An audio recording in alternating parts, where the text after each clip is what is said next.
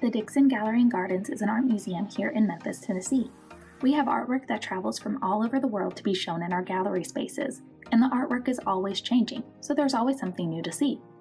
We also have a beautiful garden outside filled with all different types of plants, flowers, and trees.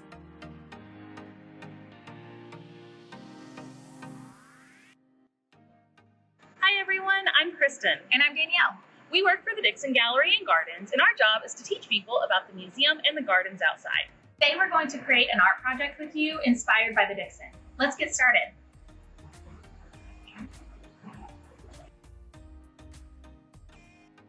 The Dixon will be hosting an exhibition titled Black Artists in America from October 17th through January 2nd.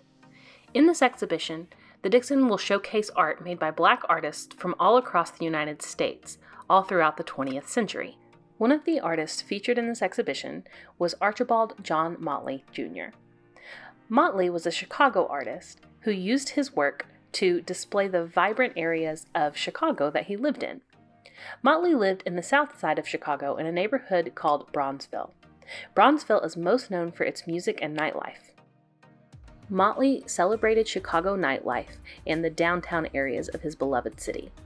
During Motley's lifetime, African Americans were rarely depicted in art, and when they were often painted in very unkind ways.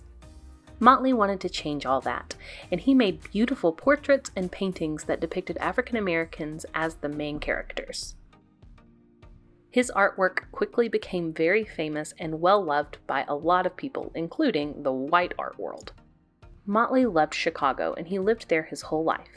In 1919, Chicago experienced some very violent racial riots, and Motley used his artwork for good.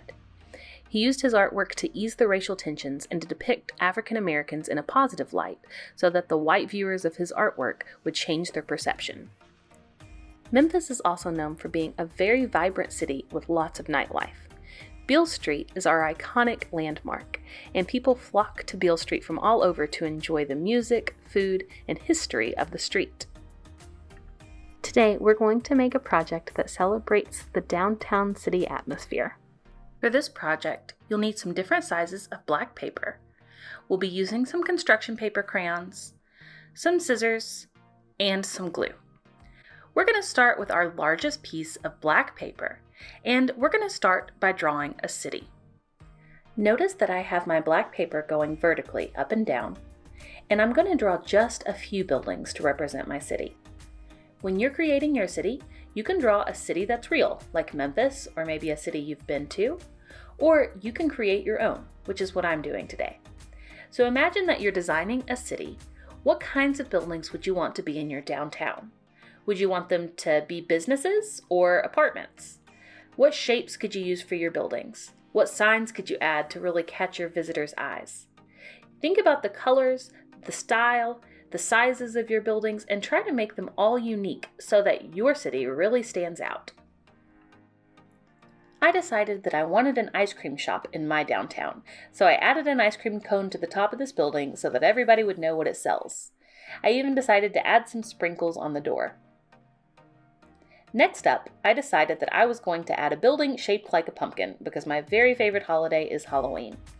So in my building that's shaped like a pumpkin, maybe they sell Halloween decorations all year long.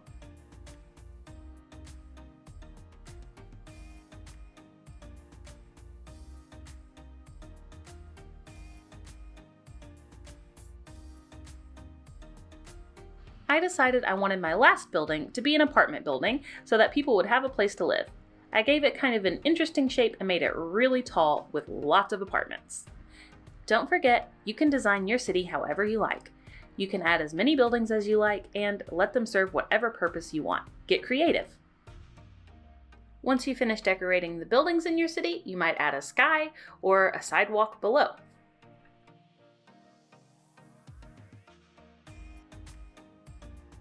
Now it's time for us to make the stand of our city. We're going to use the long strip of black paper that we have, and we're going to fold it kind of like a rainbow shape. We're going to use the ends to glue to our paper, and this will make our city stand up, and we can use this strip of paper like a road or a river that goes in front of our city. Fold one end of your black paper backwards. You don't have to fold very much of it, just a little tap. Do the same thing on the other side. In a few minutes, we'll be gluing this down to the bottom of our page. But first, let's decorate it. You can use this strip of paper as a road or as a river that goes in front of your city. It's up to you how you want to decorate it, but I decided I'm going to do a city street. So I'm going to add some highway dividers and color it in gray.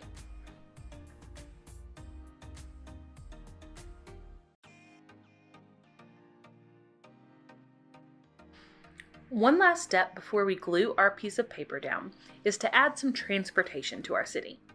If you did a road like I did, you might draw a car, a bike, a skateboard, or even a spaceship. Or if you did a river, you might add a boat or a ship. So you're going to draw whatever transportation you'd like in your city on your smallest piece of black paper, and then we're going to cut it out and glue it to our long skinny strip. I'm drawing the Headless Horseman for my project.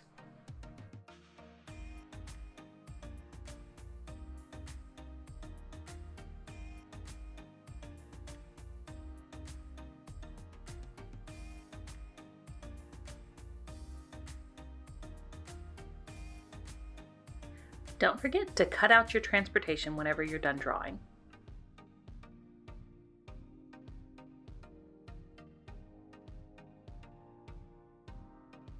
Add a little glue to the back and glue it to the top of your skinny strip.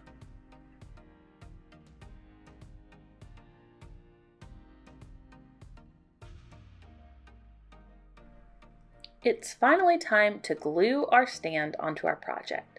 So you're going to turn your skinny black strip over, and we're going to put some glue on one of the tabs that we folded earlier. It doesn't matter which side you start with. You're going to glue it towards the edge of your paper, and it's okay if it hangs down a little bit past where your drawing is so that it doesn't cover up your buildings.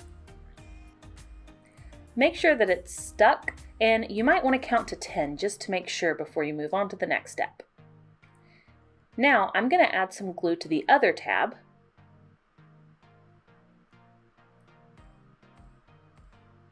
I'm going to kind of bend my strip of paper like a rainbow, so you're letting it curve a little bit, and then you're going to press the other tab down to the bottom of your paper as well. Make sure that they're really stuck. Once you're finished gluing your strip of paper on, it turns it into a stand, so your city actually turns into a little bit of a sculpture. Here's my finished product.